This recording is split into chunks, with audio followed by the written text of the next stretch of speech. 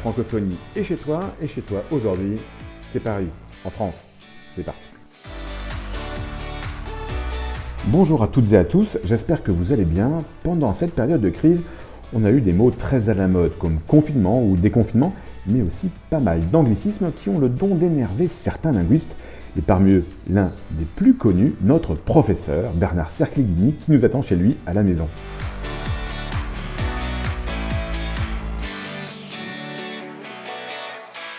Bonjour Bernard.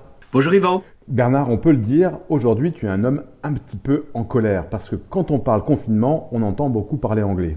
Beaucoup. Et je voudrais rendre hommage à la délégation générale langue française et aux langues de France qui vient de publier une mise au point à ce sujet, rappelant que le français est notre langue et que l'on en a d'autant plus besoin en période de pandémie. On nous a dit et redit que cette lutte est l'affaire de tous, les responsables politiques, les soignants, les citoyens. Il faut donc comprendre parfaitement ce qui nous a expliqué, les enjeux, les directives.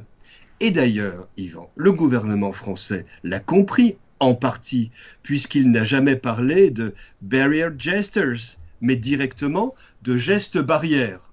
Ce qui est pour moi un calque un peu regrettable, j'aurais dit des gestes de barrière. Il n'empêche que gestes barrières, tout le monde a compris et tout le monde a appliqué.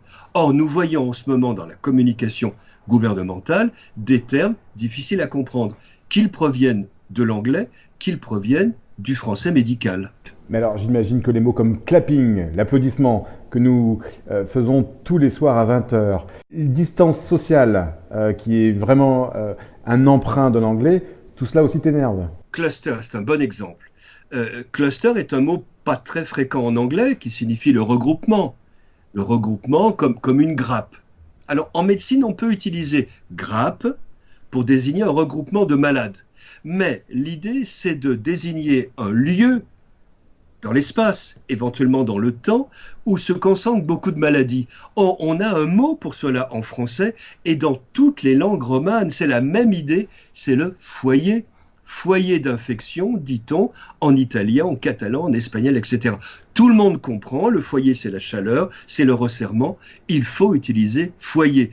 Cluster fait peut-être bien, moderne, mais est incompréhensible. C'est donc contre-productif. Mais est-ce qu'on n'a pas quand même une petite revanche de l'anglais sur le français, sur tous ces mots scientifiques qui nous arrivent franchement, l'anglais a beaucoup emprunté au français.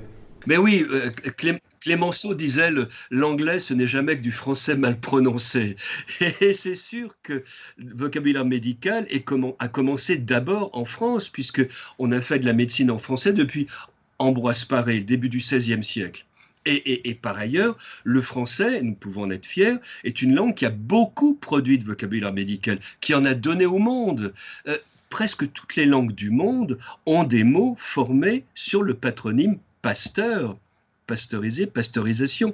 C'est donc un grand progrès lexical, mais peut-être qu'il y a là une revanche de l'anglo-américain qui voudrait se montrer plus moderne que nous. Alors comment faire pour qu'on s'approprie notre propre langue et qu'on arrive à dire ce qui nous arrive? Alors, communiquer, et la délégation générale en française le fait bien. Communiquer, mettre à disposition des journalistes, les premiers, Yvan en particulier, des responsables politiques. Si nos concitoyens n'avaient pas respecté le confinement, de tout le monde, du vocabulaire bien formé. C'est-à-dire mettre à disposition des citoyens et des citoyennes du vocabulaire, des définitions et du sens. Je crois qu'en période de pandémie et de lutte collective, il importe de rappeler que le français, c'est ce que nous partageons. Il y a quand même des mots qui apparaissent, des mots nouveaux comme déconfinement, par exemple. Qu'est-ce que ça t'inspire? Est-ce que malgré tout, la langue française arrive à être innovante?